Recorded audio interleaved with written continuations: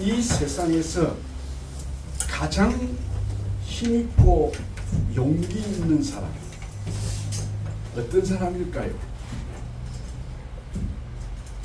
돈 많이 가진 사람이 힘이 있고 강합니까? 많이 알고 있는 사람이 그렇습니까? 권력을 가진 사람이 그렇습니까? 아닙니다.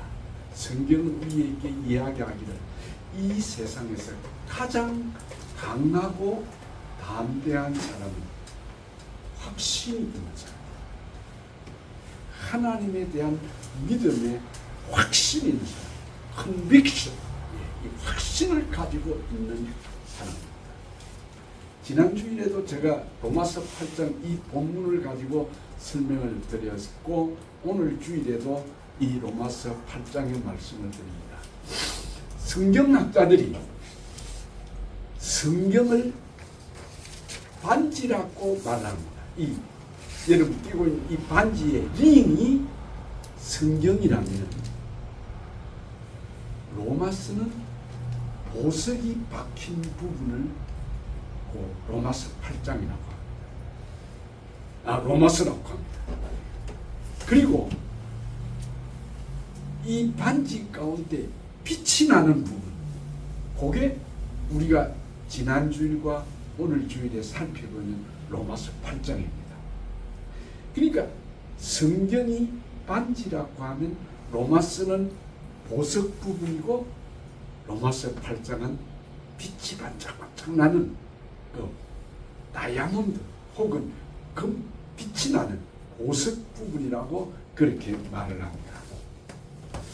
그만큼 이 로마서가 중요하고 로마서 8장은 그 중에도 더 중요하다는 것, 그걸 우리에게 말씀해 주고 있습니다.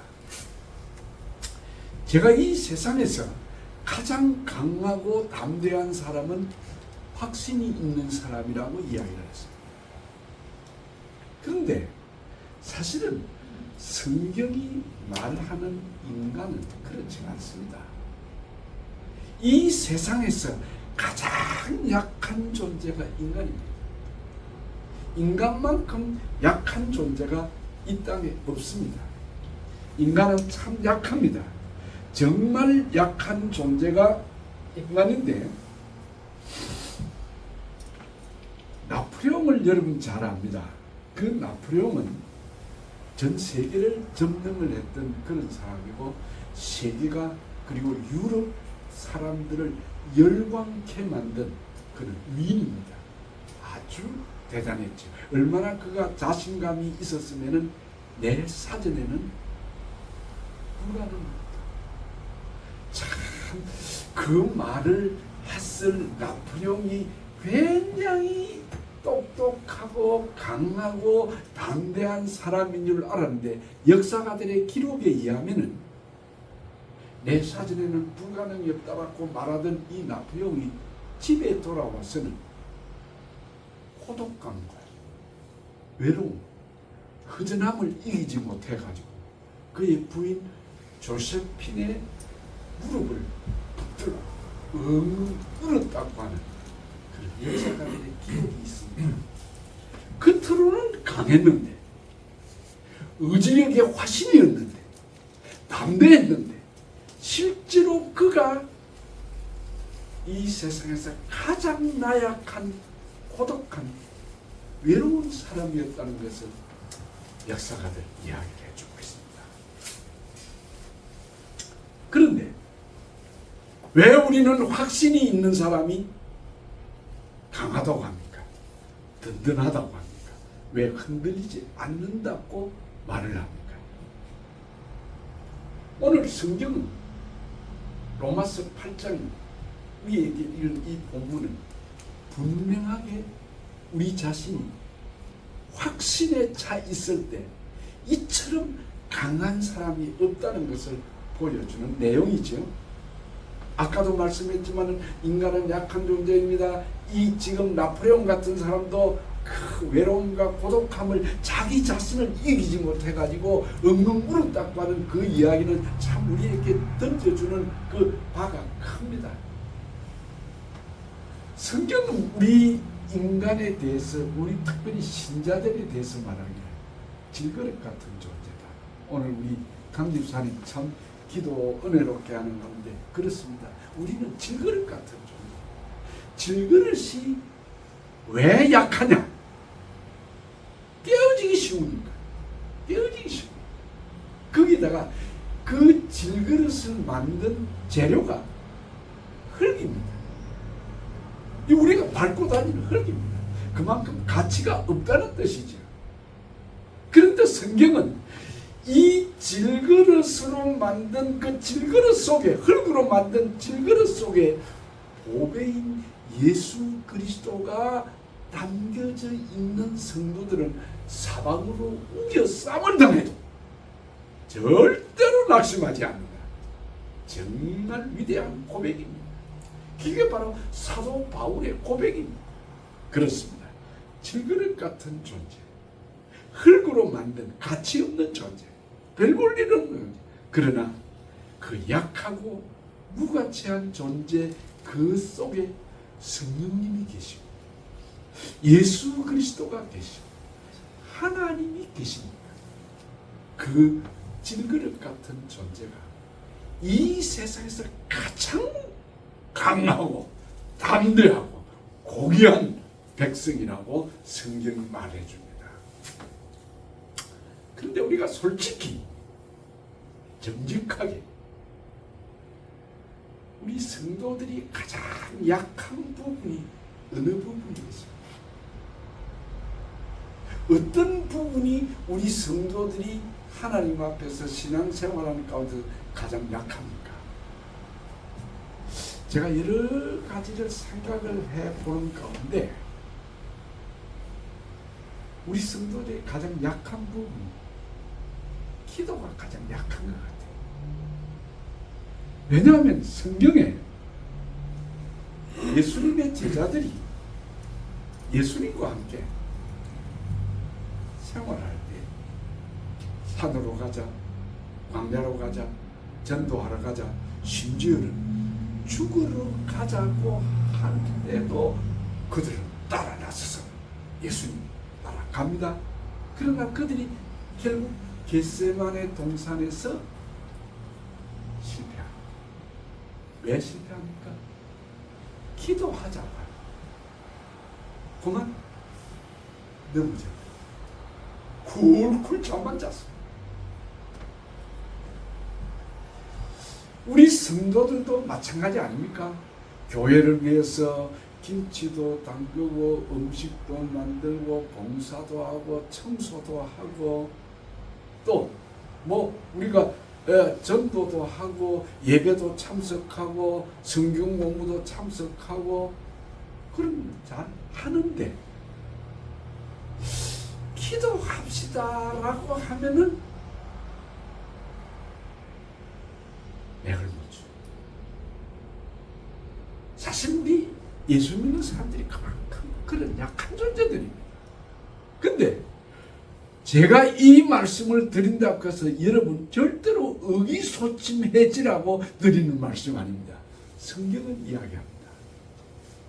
우리가 빌바를 알지 못하고 기도하는 방법도 모르고 기도할 줄도 모르고 기도하는 시간의 양이나 그 질이나 그 내용이나 그 모든 면에서 우리의 기도가 별 볼 일 없는 그럴지라도 성경은 우리에게 말하기를 성령님께서 지금도 우리를 위해서 연약한 우리를 위해서 기도하고 계신다는 겁니다.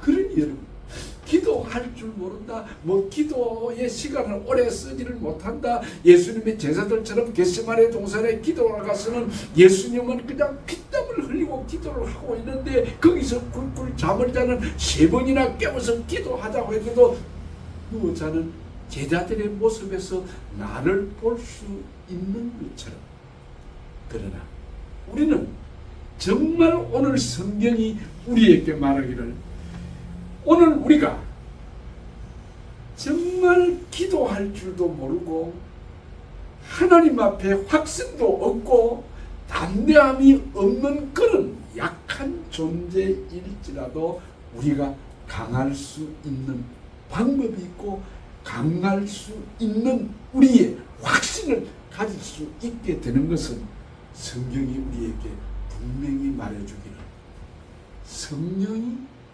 우리를 위해서 기도하고 있다. 정말 놀라운 이야기입니다. 성령이 우리에게 기도하신다고 할 때에 로마서 8장 26절과 27절은 이렇게 말씀을 합니다. 이와 같이 성령도 우리의 연약함을 도우시나니 우리가 마땅히 빌 바를 알지 못하나 오직 성령이 말할 수 없는 탄식으로 우리를 위하여 친히 간구하시느니라. 마음을 살피시는 이가 성령의 생각을 아시나니 이는 성령이 하나님 뜻대로 성도를 위하여 간구하심이니라. 여기에 쓴 단어를 여러분 잘 보아야 됩니다. 성령이 우리를 기도한다라고 말하지 아니하고 간구한다. 간구한다. 간절히 기도한다. 여러분, 그러니 우리가 약한 존재입니다. 우리는 질그릇 같은 존재이고 우리는 기도도 제대로 못하고 할 방법도 모르고 실제로 여러분 어떨 때는 기도하라고 앉았는데 기도가 안 되고 눈앞에 그냥 어려운 문제들이 그냥 지나가면서 기도에 문이 막힐 때가 없잖아 있지 않습니까 여러분? 그러나 그때에도 성령은 우리를 위해서 기도하고 계십니다. 그래서 여기 오늘 성경이 말하기를 거기 쓴 단어를 보면 말할 수 없는 탄식을 말하자면 우리가 믿은 지는 오래되었고 뭐 교회 직분도 받았고 정말 봉사도 하고 한다고 하지만 제대로 기도할 줄 모르니까 성령님께서 우리를 불쌍히 여기가지고 탄식을 하면서 그래 기도를 좀 이렇게 해야 되라고 그렇게 탄식을 하면서 우리를 위해서 그냥 기도하는 정도가 아니고 간구를 한다. 성령님은 우리의 연약함을 도우는 분입니다. 우리의 헬퍼입니다. 약한 것을 채우고 넘어진 자를 일으켜 세우고 약한 것을 치료해 주시는 그분이 성령님입니다. 그분이 내 곁에 아니 내 속에 계신다는 것을 믿으신다면 여러분 절대로 약한 존재가 아닙니다. 우리는 넘어지고 우리는 엎드려지는 그런 존재가 아니라는 것을 성경이 말해주고 있습니다. 다음으로 우리가 연약한 질그릇 같은 존재지만 우리가 정말 하나님 앞에 바로 설 수 있고 담대할 수 있는 것은 그 다음 로마서 8장 34절이 우리에게 말하기를 누가 정죄하리요 죽으실 뿐 아니라 다시 살아나신 이는 그리스도 예수시니 그는 하나님 우편에 계신 자요 우리를 위하여 간구하시는 자시니라. 여러분 이 말씀 새롭지 않습니까? 여러분 얼마나 든든합니까? 예수님께서 우리 위해서 이 세상에 오셨다가 이 세상에서 33년의 인간의 몸을 입으시고 죄인처럼 그렇게 참 홀대를 당하고 침뱉음 당하고 배척당하시는 그 예수님 우리를 위해서 우리의 죄를 용서하기 위해서 십자가에 죽으시고 다시 부활하셔서 성천하신 그 예수님 그 성천하신 예수님이 지금은 하나님 보좌 우편에 앉아 계시면서 여기 하나님 보좌 우편이라는 말은 능력을 말하는 히브리식 표현입니다. 그러니까 예수님이 하나님 보좌 옆에 앉아 있는 게 아니고 예수님이 하나님이시여 그 예수님이 모든 통치할 수 있는 능력을 가지신 권세를 가지신 분이라는 것을 표현할 때 유대인들의 표현 방식에 의하면 하나님 보좌 우편에 앉았다 그렇게 표현할 때 그 말은 능력이 있는 자라는 말이에요. 그 능력을 가지신 예수 그리스도께서 우리를 위해서 기도하고 있답니다. 놀랍지 않습니까 여러분? 성령님이 우리를 위해서 기도하고 하나님 보좌 우편에 계신 우리 예수님께서 우리를 위해서 기도하시되 강하신다. 간절히 기도한다. 우리를 넘어질까 싶어서 우리를 넘어졌을 때 이렇게 세우시고 낙심했을 때 다시 우리에게 힘을 주시고 우리가 연약할 때에 치료해 주시고 우리에게 복음을 깨닫게 해주시고 우리에게 주의 일에 봉사할 수 있도록 힘을 주시기 위해서 지금도 우리 전능하신 우리 예수님께서 우리를 위해서 기도하고 계신다. 여러분, 이 사실을 우리가 알 때에 든든하지 않습니까? 성령님이 우리 위해 기도합니다. 우리 기도할 줄 몰라도 괜찮습니다. 여러분, 사실 기도가 안 될 때는 기도하지 마세요. 예, 괜찮습니다. 그러나 하나님께서 우리에게 기도하는 마음을 주실 때가 있습니다, 여러분. 그때는 간절히 하나님 앞에 붙들고 한번 기도해 보세요. 성령님께서 여러분을 위해서 기도하고 있습니다. 누군가 너를 위해서 기도하는, 누군가 너를 위해서 성령님이 기도해 주고 있습니다. 우리 예수님이, 부활하신 그 예수님, 지금도 하나님 보좌 우편인 천국에서 우리를 위해 기도해 주고 있습니다. 그렇기 때문에 우리는 이 사실을 깨닫게 될 때 우리는 다음과 같은 선언을 할 수 있습니다. 확신을 가질 수 있습니다. 여기 오늘 성경 본문은 말하기를 누가 우리를 대적하겠느냐. 성령님이 나를 위해 기도하고 예수님이 나를 위해서 뒤에서 기도해 주고 있는데 누가 우리를 향하여 의인시다 할 수 있다. 성경은 왜 다른 사람들이 우리를 위해서 대적할 수 없다는 그 이유를 말씀하기를, 만일 하나님이 우리를 위하신다면, 만일 하나님이 내 편이라고 한다고 하면 누가 우리를 의인시다 하고 누가 우리를 대적하겠느냐. 그 다음에 다시 말하기를 32절에 자기 아들을 아끼지 아니하시고 우리 모든 사람을 위하여 내어 주시니가 어찌 그 아들과 함께 모든 것을 우리에게 주시지 않겠느냐. 여러분, 이 말씀 한 구절만 붙들고 이번 주간에 묵상하시면서 사시기를 바랍니다. 여러분, 어려움이 있습니까? 고난이 있습니까? 시련이 있습니까? 문제가 있습니까? 여러분, 하나님께서 그의 독생자이신 예수 그리스도를 우리를 위해서 십자가에 내어놓으신 그 하나님, 아들까지 내어놓으신 그 하나님, 무엇이 아까워서 우리한테 안 주시겠느냐? 무엇이 아까워서 아끼시겠느냐? 성경은 분명히 말하기를 하나님이 우리 편이라면,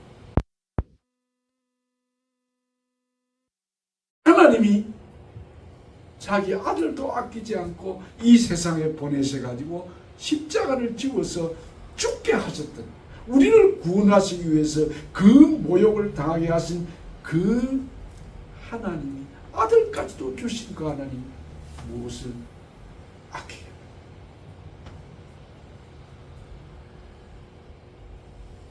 목사도 문제가 많습니다, 여러분. 목사는 다 뭐 하늘 위에 구름 위에 사는 그런 사람이라고 생각하지 마십시오.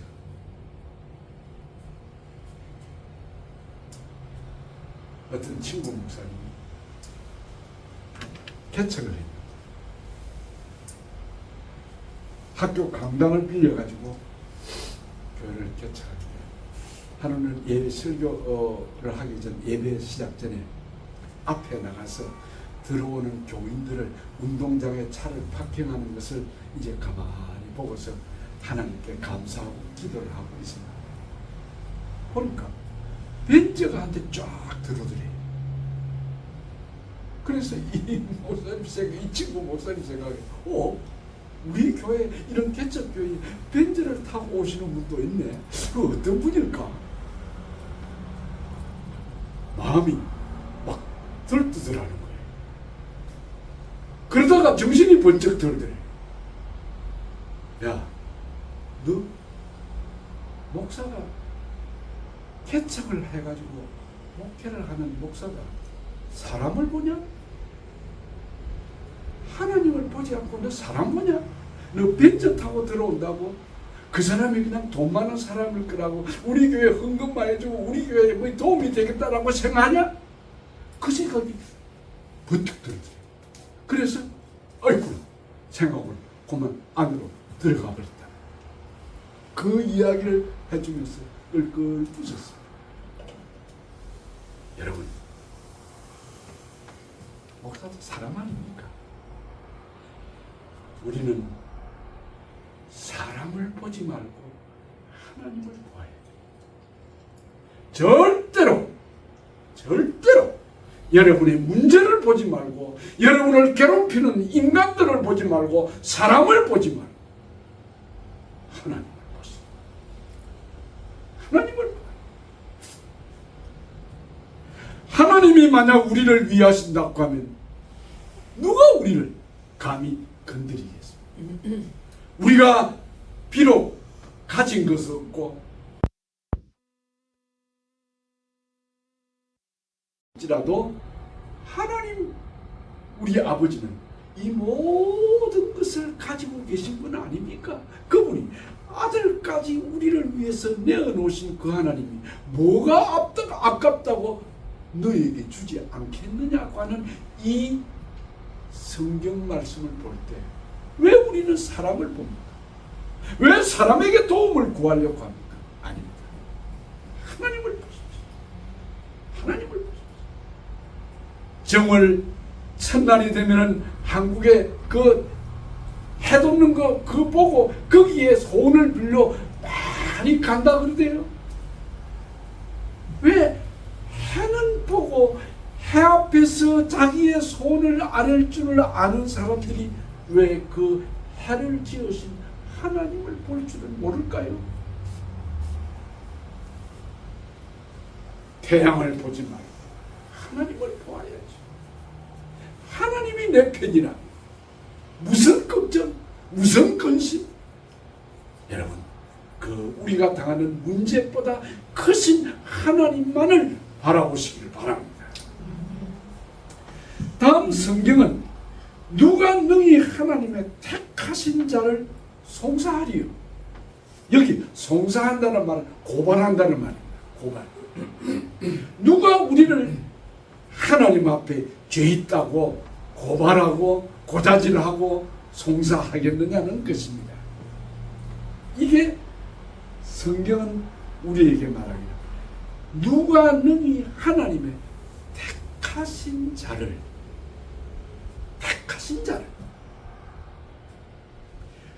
그 다음번에 다시 말하기를 누가 우리를 정죄하리요 그랬습니다. 이 누가 우리를 송사하리요 고발하리요라는 말과 누가 우리를 정죄하리요 하는 이 말은 같은 맥락의 뜻입니다. 여기에서 우리는 하나님의 택하신 자를 누가 고발하겠느냐는 요 택하신 자란 이 말 속에 선택의 교리가 있습니다. 그런데 오늘 이 선택의 교리에 대해서는 제가 주일날 예배 전에 모이는 이제 10월 둘째 주일로 우리가 모이는 성경 공부 시간에 이런 내용이 나오면 제가 선택에 대해서 이야기를 할 겁니다. 그 구원론에 가면 조직신학에서 구원론, 사람이 우리 신자들이 구원을 받는 구원론에 가면 구원의 단계가 있습니다. 그거를 The Order of Salvation이라고 해요. 구원의 순서가 있습니다. 그 구원의 순서는 예정과 선택된 하나님의 백성들을 부르심과 그리고 중생을 시킴과 회개와 믿음을 주심과 그 다음에 칭의, 성화, 영화 이런 것들이 그 순서가 있습니다. 근데 그거를 하나하나 다 설명은 못하지만 다음에 제가 여러분에게 한번 설명할 때가 있을 것입니다. 여기 세 번째는 누가 우리를 정죄하리요? 의롭다 하신 이는 하나님이시라고 했는데, 여기 의롭다 하신 분이 하나님이라는 여기에서 칭의교리가 나옵니다. justification이라고 하는 그 칭의교리인데, 그것도 다음에 제가 설명을 하겠습니다. 분명히 여기 사도 바울은 확신에 찬 믿음의 선포를 하고 있습니다. 누가 하나님의 택하신 자를 고발하겠느냐? 누가 하나님의 백성을 정죄하겠느냐? 그럴 사람이 아무도 없다는 것이, 특별히 이 선택의 교리에서 가장 중요한 기본적인 내용 하나가 뭐냐면은 요한복음 15장 16절에 우리 예수님 말씀하기를 내가 너희를 택하여 세웠지 너희가 나를 택한 것이 아니라고 말했습니다. 여러분, 이 말씀은 내가 좋아서 하나님을 택했다고 하면 기분 좋으면 하나님께로 가까이 가고 기분 나쁘면 하나님 버리지 않습니까? 그런데 성경은 말하기를 하나님이 내가 너희들을 택했지 너희가 나를 택하지 않았다. 이 선택의 교리의 이니셔티브를 쥐고 있는 분이 하나님이라고. 그러니까 이 하나님이 우리를 선택했기 때문에 우리가 넘어질 때도 있고 우리가 낙심할 때도 있고 우리가 범죄할 때가 있더라도 하나님은 버리지 않는다는 거예요. 누가 하나님의 택하신 자를 고발하겠느냐? 누가 하나님의 택하신 자를 의롭다고 하신 분이 하나님이신데 그 하나님의 백성을 정죄하겠느냐? 이 얼마나 참 위대한 선언입니까? 다음에 제가 여러분에게 이 선택의 교리나 칭의의 교리에 대해서 이야기를 할 것입니다.